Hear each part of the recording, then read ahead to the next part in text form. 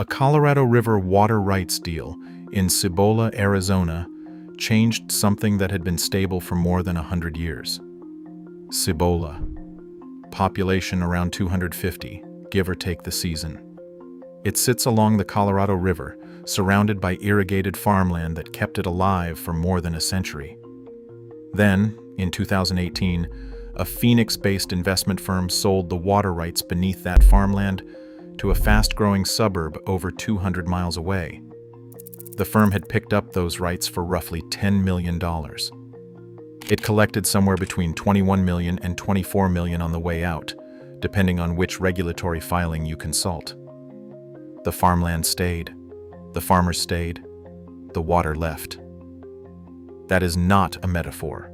That is a deed transfer, reviewed and approved by the state of Arizona. Greenstone Resource Partners is a Phoenix-based water investment company, established around 2010, and between 2013 and 2014, its subsidiary, GSC Farm, LLC, purchased approximately 485 acres of Cibola farmland for just under $10 million. What came with those acres was worth considerably more than the soil, a Colorado River water right of roughly 2,033 acre-feet per year, a figure the Arizona Department of Water Resources set during its formal review process, and which appears in its own regulatory record. Here is what makes the structure of this deal unusual. Greenstone did not buy the land to farm it. According to reporting by Truthout and The Guardian, Greenstone leased the land back to existing farmers, who kept growing crops throughout the holding period. That arrangement had a specific legal purpose. Western water law requires what is called beneficial use of a water right, and if you stop using the water, you can lose the right entirely, which meant the crops kept the water right intact while Greenstone waited for the right buyer to appear. This is part of what water lawyers call the law of the river, the layered body of compacts, court decisions, and federal statutes that has governed Colorado River allocations across 7 basin states since the 1920s. Under that framework, a water right that goes unused can be forfeited, which is precisely why the lease arrangement mattered. That buyer turned out to be Queen Creek, one of the fastest-growing municipalities in the Phoenix metro area.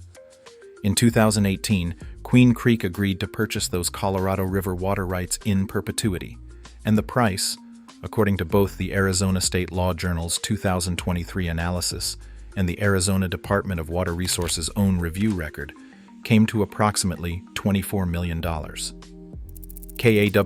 reporting from April 2024 put the per acre-foot cost at around $11,500, though that figure traces to a single source and has not been confirmed against a primary record, so it is worth holding loosely. Based on average Phoenix area water consumption, 2,033 acre-feet, is enough to supply more than 6,000 single-family homes in Queen Creek every year. For context, the Colorado River as a whole supports roughly 40 million people across 7 states: Arizona, California, Colorado, Nevada, New Mexico, Utah, and Wyoming, which is why every acre-foot transferred carries political weight far beyond the transaction itself. The margin on the deal was stark, and the category of the deal was new. According to multiple sources, this was the first time a water management company, rather than a farmer or a government body, had brokered the sale of Colorado River water rights at all. A first-of-its-kind transaction, quietly completed, in a town most people have never heard of. So, who noticed? Holly Irwin noticed. She is the La Paz County District 3 supervisor and a Cibola resident, and her position on what happened is not ambiguous. These companies aren't buying up plots of land because they want to farm here and be a part of the community. They're buying up land here for the water rights. La Paz County, alongside Yuma and Mojave counties and the city of Yuma, filed a federal lawsuit in December 2021, arguing the Bureau of Reclamation had signed off on the transfer without conducting a proper environmental review. The agency's original review concluded there was no meaningful environmental impact. a federal judge saw it differently. In February 2024, U.S. District Judge Michael T. Liberty granted the county's motion for summary judgment and ordered the Bureau of Reclamation to conduct a full environmental impact statement, a process considerably more rigorous than the finding of no significant impact the agency had originally produced. And yet, as Supervisor Irwin noted in late 2024, the water was still moving to Queen Creek while that legal process played out. It had begun flowing down the Central Arizona Project Canal in July 2023, and a court order requiring deeper review did not stop it. Now, Greenstone's broader footprint across Arizona is worth examining, though the numbers here need careful handling. A 2021 Arizona Republic investigation found that 15 companies registered at the same address as Greenstone collectively owned nearly 9,000 acres of farmland across 3 Arizona counties. That is 15 separate entities, not one named buyer, and it is an aggregate figure from a source now several years old. Separately, a Guardian investigation cited by Truthout reported that Greenstone operates through at least 25 subsidiaries and affiliates across the Southwest. Neither figure has been confirmed against a current county assessor record, so both are attributed to the publications that reported them, rather than stated here as independently verified totals. What the structure does help explain is why Colorado River water has attracted this kind of investment attention.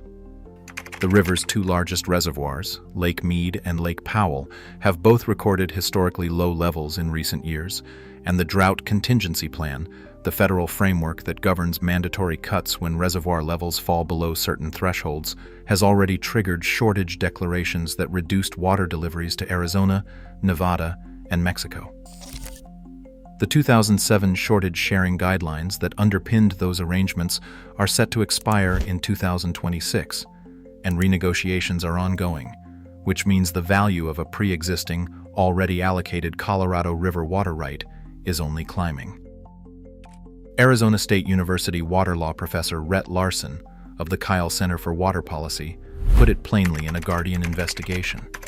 With ongoing shortages on the river, driven by climate change, Colorado River water is going to become very valuable. Anyone who understands this dynamic thinks, if I could buy Colorado River water rights, that's more valuable than owning oil in this country at this stage. Greenstone's attorney, Grady Gamage, has offered a direct counter to that framing.